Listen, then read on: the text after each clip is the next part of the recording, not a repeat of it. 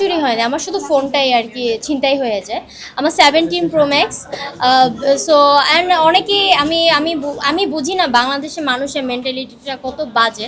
আমি 17 Pro Max কিনছি কিভাবে, আমি কোথায় গেছি, কি করছি, এটা অনেক মানুষও করছেন। আমি কমেন্ট বক্সে দেখি, তাই ক্লিয়ার করি।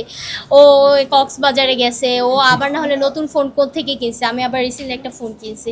ভাই তোমাদের কি চোখ নাই? তোমরা দেখো না এই যে দিন রাত যে লাইভ করি, এই যে ব্র্যান্ড প্রমোশন করি। আমি আড়ংয়ের মডেল হয়েছি, আমি সেলরের মডেল, রংধনু মডেল। আমি যে বিউটি প্রেজেন্টগুলো করি, মডেলিং করি, ব্র্যান্ড প্রমোশন করি, ভাই এগুলো তো আমাকে টাকা দেয়, টাকা ছাড়া তো কেউ কোনো কাজ করে না। সো সেই আমার কষ্টের আর্নিং দিয়ে আমি ফোন কিনি।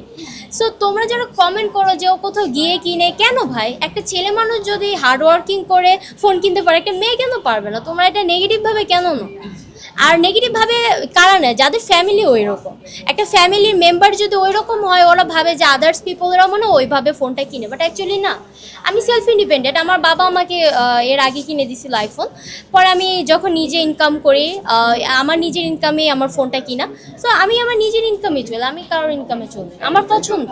আমি শুধু দেখতে সুন্দর না, দেখতে যদি মানুষ সুন্দর হতো তাহলে কোনো আফ্রিকান বা নাইজেরিয়ার মেয়েরা কখনো বিউটি কনটেক্সটে আসতোই না, যদি আমরা বাহ্যিক সৌন্দর্যটা দেখতাম।